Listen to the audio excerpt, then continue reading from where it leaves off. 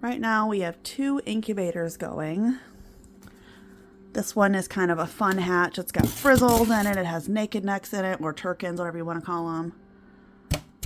I put these foam on here. That keeps the temperature stable.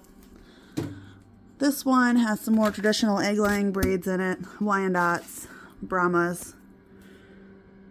We use an internal and the external.